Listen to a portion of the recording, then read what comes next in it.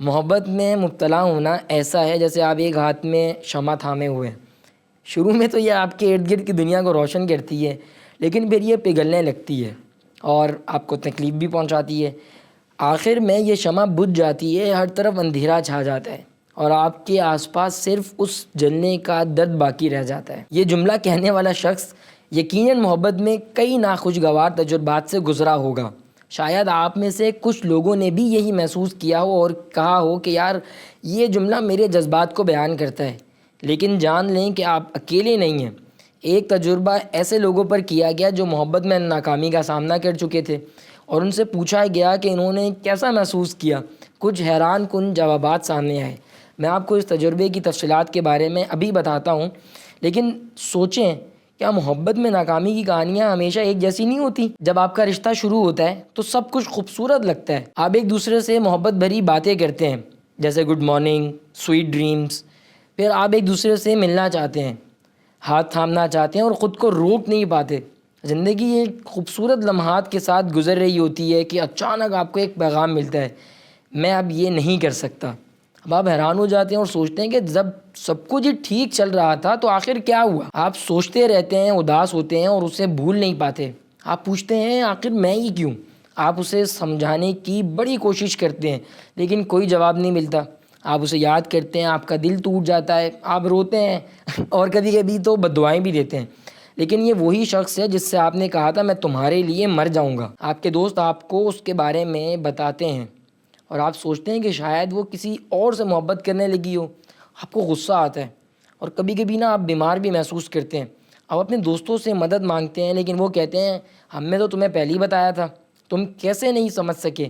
یا پھر وقت کے ساتھ تم بھول جاؤ گے یا گزر جائے گا۔ آپ خود سے کہتے ہیں کہ کاش یہ اتنا آسان ہوتا، کاش یہ احساس جب میں چاہتا ختم ہو جاتا۔ پھر آپ پر یہ بات کھلتی ہے کہ نکاح کے بغیر کسی تعلق میں پڑھنا اسلام میں ہمیشہ سے منع تھا۔ شاید اللہ آپ کو اس درد سے بچانا چاہتا تھا جو اب آپ محسوس کر رہے ہیں۔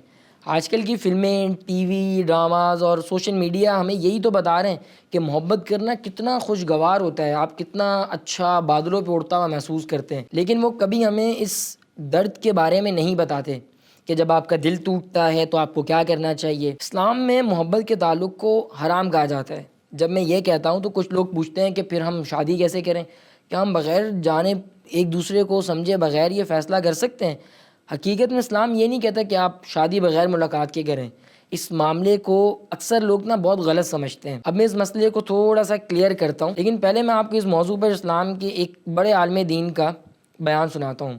وہ کہتے ہیں کہ حرام محبت، ٹھیک ہے، یعنی کہ جو محبت آپ کے لیے ٹھیک نہیں ہے، ٹھیک ہے نا، جو آپ کو جلن، علیحدگی کا درد اور ون سائیڈڈ لو کے درد جیسے کئی مسئلوں کو جنم دے، اس چھوٹی سی خوشی کو زہریلا شہد بنا دیتی ہے۔ باہر سے یہ لذیذ تو نظر آتا ہے لیکن حقیقت میں آپ اندر سے مر رہے ہوتے ہیں۔ یہ اندر سے آپ کو زہر دے دیتا ہے اور یہ زہر آپ کی نفسیات کو بہت نقصان پہنچاتا ہے۔ میں آپ کو ان 5 بڑے نقصانات کے بارے میں بتانے جا رہا ہوں جو حرام محبت کی وجہ سے ہوتے ہیں، لیکن اس سے پہلے میں آپ کو اس تجربے کے نتائج بتاتا ہوں جس کا ذکر میں نے پہلے کیا تھا۔ یہ تجربہ ایسے لوگوں پر کیا گیا جو محبت میں ناکام ہو گئے تھے، یعنی کہ ناکام عاشق۔ اس تجربے میں سینکڑوں لوگوں کو شامل کیا گیا جن میں سے زیادہ تر کی عمر 18 سے 25 سال کے درمیان تھی۔ ان میں سب میں ایک ہی چیز کامن تھی، وہ سب جو محبت میں ناکام ہوئے تھے۔ کچھ کو چھوڑ دیا گیا تھا، کچھ کو دھوکہ دیا گیا تھا، کچھ نے خود علیحدگی اختیار کر لی تھی اور کچھ وہ باہمی رضامندی سے رشتہ ختم کیا گیا تھا۔ نتائج کو دیکھتے ہوئے یہ معلوم ہوا کہ تقریباً آدھے تعلقات 1 سال مکمل ہونے سے پہلے ہی ختم ہو گئے، یعنی کہ تقریباً 30% رشتے 1 سے 2 سال تک جاری رہے۔ اس کا مطلب یہ ہے کہ جب مقصد شادی نہیں بلکہ محبت کا کھیل ہے تو زیادہ تر رشتے ختم ہو جاتے ہیں اور یہ آسان نہیں ہوتا۔ اکثر ان رشتوں کے ختم ہونے کے بعد جذباتی نقصان ہوتا ہے۔ اس ایکسپیریمنٹ میں شامل کچھ لوگوں نے اپنے جذبات کا اظہار ان الفاظ میں کیا: اس کی یادیں میرے ذہن میں بار بار آتی ہیں، یا اس کی یادیں میرے زیادہ تر وقت کو لے لیتی ہیں، یا مجھے اداس کرتی ہیں، یا وہ رات کا کوئی ایسا لمحہ ہوتا ہے جب وہ میرے ذہن سے نہیں جاتی، ٹھیک ہے، اور میں اپنے روزمرہ کے کاموں میں بڑی دیر کر دیتا ہوں کیونکہ میرے ذہن کچھ اور سوچ رہا ہوتا ہے۔ کوئی اور اس کی جگہ کبھی نہیں لے سکتا۔ رزلٹ سے یہ معلوم ہوتا ہے کہ صرف 18% رشتے باہمی رضامندی سے ختم ہوئے۔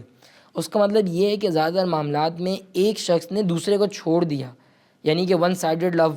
یہ سب اس لیے ہوتا ہے کہ محبت کے رشتے میں دونوں افراد کی محبت کی سطح ایک جیسی نہیں ہوتی۔ جیسا کہ بڑے عالم نے کہا کہ یک طرفہ محبت کا درد ہے۔ بڑوں نے کہا ہے نا، یہ جو یک طرفہ محبت ہوتی ہے یہ صرف اور صرف درد کا باعث بنتی ہے۔ اب میں آپ کو ان 5 نفسیاتی نقصانات کے بارے میں بتاتا ہوں جو حرام محبت کی وجہ سے ہوتے ہیں۔ یاد رکھیں، زہریلے شہد کی مثال کے بعد جب شہد کا ذائقہ ختم ہو جاتا ہے تو صرف زہر کا جلنے کا احساس باقی رہ جاتا ہے۔ پہلا نقصان تو یہ ہے کہ ون سائیڈڈ جو لو ہے نا، وہ اٹ سیلف آپ کو تکلیف دیتا ہے۔ ہم نے ابھی اس کے بارے میں بات کی، جب آپ کے اور آپ کے ساتھی کے درمیان کوئی بھی سنجیدہ تعلق نہیں ہوتا، جیسے شادی کا، تو کیا آپ توقع کر سکتے ہیں کہ وہ آپ کو اتنی محبت دے جتنی آپ اسے دیتے ہیں؟ مجھے نہیں لگتا۔ اس نے آپ کو اس بارے میں کوئی وعدہ نہیں کیا تھا، اور اگر کیا بھی تھا تو یہ وعدہ کتنا مخلص ہو سکتا تھا جو ایک حرام رشتے میں دیا گیا تھا، ٹھیک ہے۔ دوسرا نقصان ڈپریشن ہے۔ جب آپ کسی کے ساتھ گہرا تعلق رکھتے ہیں اور یہ رشتہ ختم ہو جاتا ہے تو آپ جذباتی طور پر ٹوٹ جاتے ہیں۔ ہر چیز کا مطلب ختم ہو جاتا ہے، آپ کی زندگی کی توانائی ختم ہو جاتی ہے، آپ کھانے پینا چھوڑ دیتے ہیں، سونا چھوڑ دیتے ہیں، وہ یادیں جو کبھی آپ کو خوشی دیتی تھیں اب درد کا باعث بنتی ہیں۔ تیسرا نقصان، آپ اکیلے ہو جاتے ہیں۔ آپ جو کچھ محسوس کر رہے ہوتے ہیں اسے کسی کو بتا نہیں سکتے، اگر بتاتے بھی ہیں تو کوئی اسے سمجھ نہیں پاتا۔ آپ اندر ہی اندر خود کو تنہا محسوس کرتے ہیں اور آپ کو ایک مسلسل خالی پن کا احساس ہوتا ہے۔ چوتھا نقصان، نا امیدی، جیسے کینسر، یہ آپ کے اندر بڑھنے لگتی ہے۔ آپ کے دل میں ایک درد ہوتا ہے اور آپ کو لگتا ہے کہ یار آپ اب کبھی اس درد سے چھٹکارا نہیں پا سکیں گے۔ پانچواں نقصان، حرام محبت کا درد۔ اللہ تعالیٰ نے قرآن پاک میں فرمایا ہے کہ زنا کے قریب بھی نہ جاؤ۔ یہاں صرف زنا کے آخری عمل سے ہی منع نہیں کیا بلکہ ان تمام راستوں سے بھی منع کیا گیا ہے جو اس کی طرف لے کر جاتے ہیں۔ جب آپ کسی کے ساتھ حرام محبت میں مبتلا ہوتے ہیں تو آپ کا دل کسی ایسے شخص کی طرف مائل ہو جاتا ہے جس کے ساتھ یہ تعلق حلال نہیں ہے، اور جب یہ تعلق ختم ہوتا ہے تو آپ کو شدید درد ہوتا ہے۔ اب آپ یہ سوچ رہے ہوں گے کہ اسلام میں شادی کرنے سے پہلے کسی کو جاننا کیسے ممکن ہے؟ کیا یہ ممکن ہے کہ آپ کسی کو جان سکیں بغیر فلرٹ کیے؟ کیا یہ خطرہ نہیں؟ اسلام یہ نہیں کہتا کہ آپ شادی کے بعد ہی ایک دوسرے کو جان سکیں گے، شادی سے پہلے بھی ایک جاننے کا مرحلہ ہوتا ہے، لیکن اسلام میں اس معاملے میں سنجیدگی ہے، یعنی کہ آپ خاندانوں کو شامل کر سکتے ہیں، ٹھیک ہے۔ آپ کا رشتہ اتنی ہی زیادہ مضبوط بنیادوں پر بنے گا۔